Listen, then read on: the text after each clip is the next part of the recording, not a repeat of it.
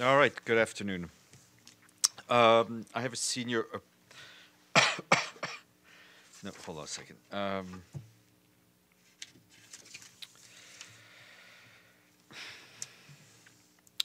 The Secretary General spoke at this year's ceremony in remembrance of the Holocaust, saying that the annual day of commemoration is about the past, but also about the future.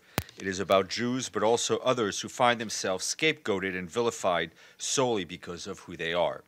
Today, he said, we have two fundamental duties. First, to remember the Holocaust and its victims, and second, to be vigilant about hatred today. He said that since hatred and contempt of human lives are rampant in our times, we must stand guard against xenophobia every day and everywhere. Decades after the Holocaust, the Secretary General said that Nazi symbols and slogans remain chillingly present. He said that we must stand together against the normalization of hate. We must reject those who fail to understand that as societies become multi-ethnic, multi-religious, and multicultural, diversity must be seen as a source of richness and not a threat. His remarks are online. And this morning, the Deputy Secretary General, Amina Mohammed, spoke at the opening of the 2018 Investor Summit on Climate Risk. She told investors that climate change poses a systemic macroeconomic risk to the financial system itself. She stressed they must act with urgency, consistency, and transparency to ensure that their portfolios are aligned with the goals of the Paris Agreement and that momentum continues at a global level and climate change voices are heard by regulators, central bankers, and finance ministers. At 1 p.m., the UN Office for Partnerships will be here to brief you on the summit. And I have a senior personnel appointment to announce. Today, the Secretary General is appointing MAMI MIZUTORI of Japan as Assistant Secretary General and Special Representative of the Secretary General for Disaster Risk Reduction in the UN Office of Disaster Risk Reduction. She succeeds Robert Glaser of Australia, to whom the Secretary General is grateful for his dedication and excellent leadership of UNISDR.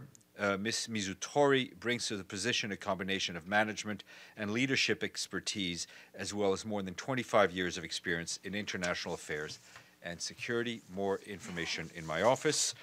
And from Yemen, our humanitarian colleagues report a cautious calm in Aden following 3 days of fighting during which the Southern Transitional Council seized control of most of the city from the forces loyal to the government of Yemen.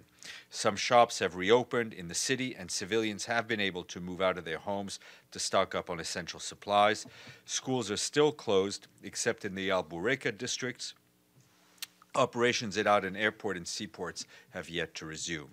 Essential humanitarian staff reported to work today. UN humanitarian organizations hope to resume operations in the next few days if the situation remains calm.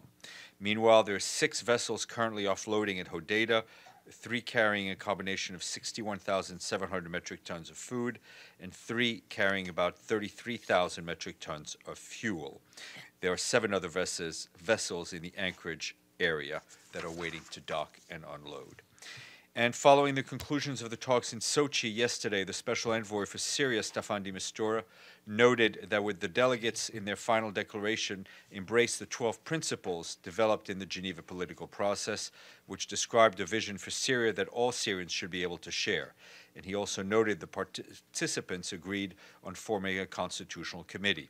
Mr. de Mistura said he will consult widely on the formation of such a committee and will indicate as soon as possible how he intends to proceed on his mandated task under Resolution 2254 to set a schedule and process for constitution drafting. We have a note to correspondence with his full remarks that were issued yesterday. And following his visits to Ethiopia and Somalia, the Undersecretary General for Humanitarian Affairs, Mark Lowcock, will join the High Commissioner for Refugees, Filippo Grandi, on a visit to the Kakuma refugee camp in Kenya, which hosts about 186,000 refugees and asylum seekers, most of whom are from South Sudan. Mr. Lowcock and Mr. Grandi will then jointly launch the South Sudan Humanitarian Response Plan and Regional Refugee Response Plan in Nairobi. Humanitarian partners in South Sudan need $1.7 billion to provide life-saving humanitarian assistance to 6 million people across the country. An anticipated 3.1 million South Sudanese will be refugees by the end of 2018 in 6 neighboring countries. UNHCR and partners are requesting for $1.5 billion to address refugees' needs.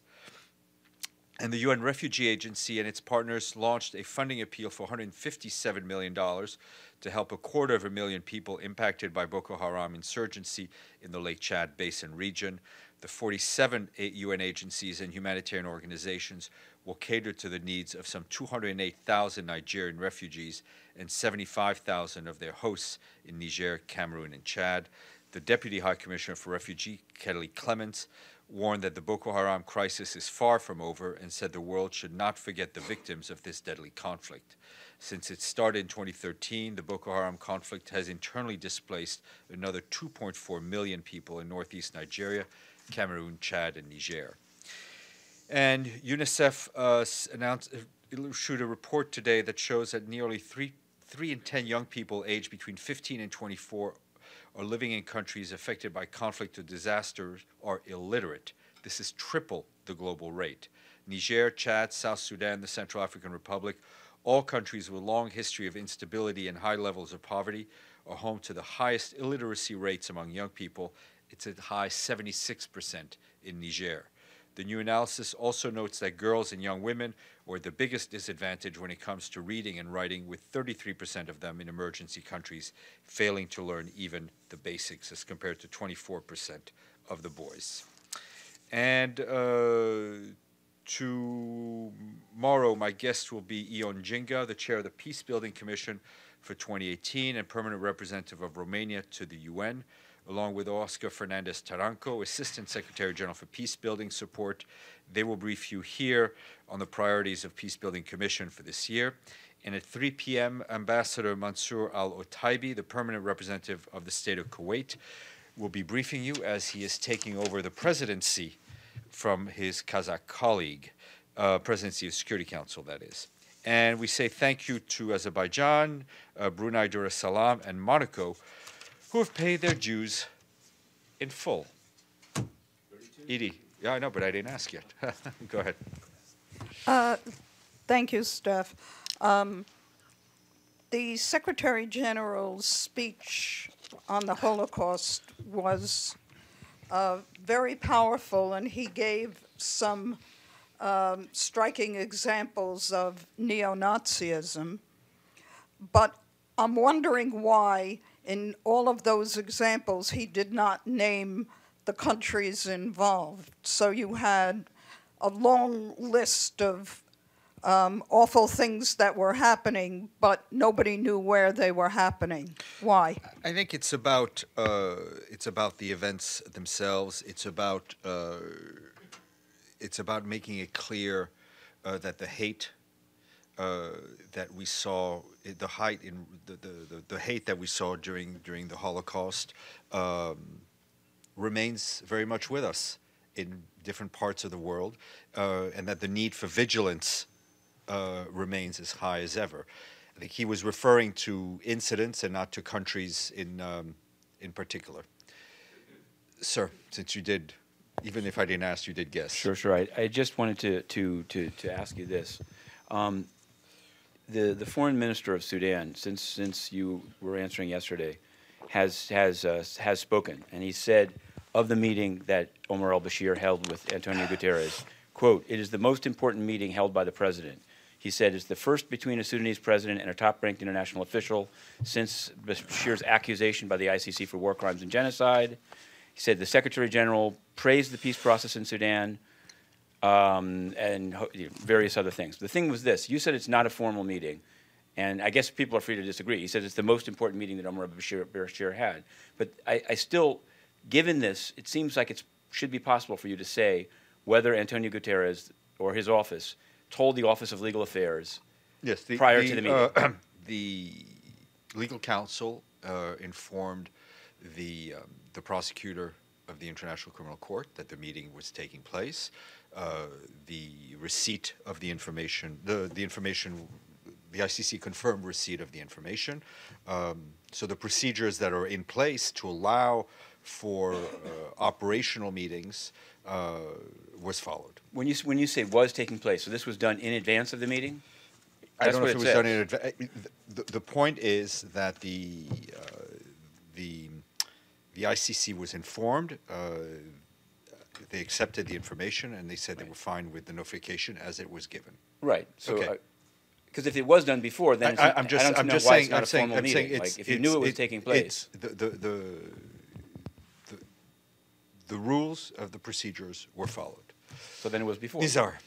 Yeah, today the Israeli Security Minister Avigdor Lieberman raised the stakes of a possible conflict on the Lebanon exclusive economic zone by claiming that block number 9 of the oil concessions is Israeli. And this has brought about a reaction from President Aoun of Lebanon, which may augur badly for possible conflict in the region. How does the United Nations view that, especially that Lebanon has presented many maps?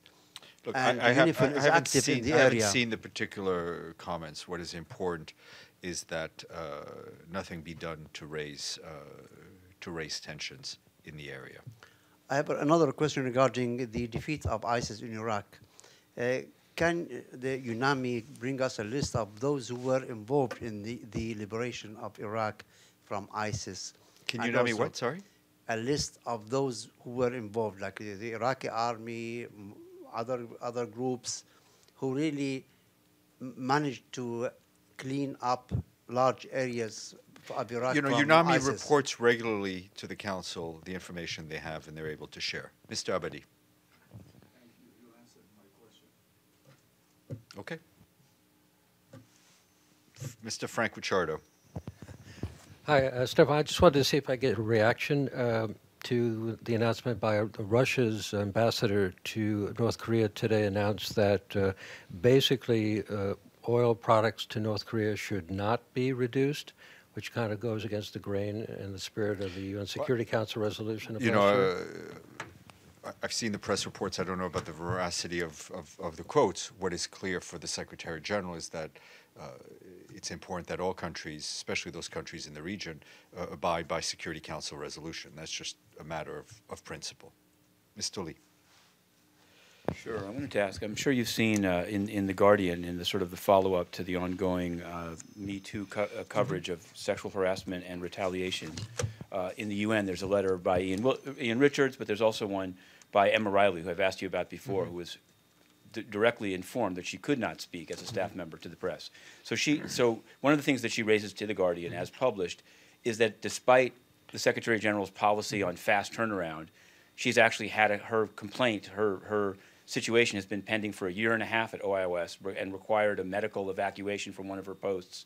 So the question is, why are the policies enunciated from here that the Secretary General has against retaliation so obviously not actually being implemented in these cases? First of all, I think we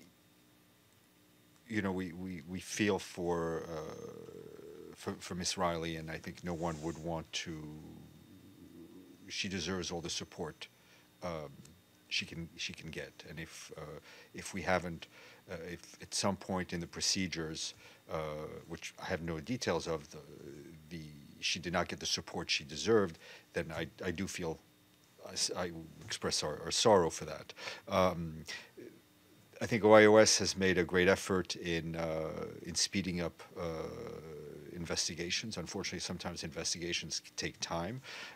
For the Secretary General, it's really about having a system that is more efficient and that is more in creating an atmosphere in which people feel free to come forward without fear of retaliation and where their cases are addressed in the most efficient manner.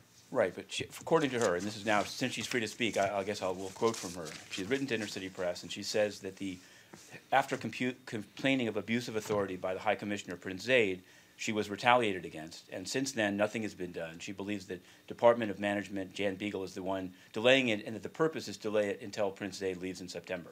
So what's your response to that? Listen, I don't have the details of the case. What I'm sure of is that the head of Department of Management is not actively delaying any case. Quite on the contrary. Nizar. On Yemen, today there are reports that in Umran, an air raid has killed more than 9 civilians, destroying a whole neighborhood. And these are happening with very frequently these days.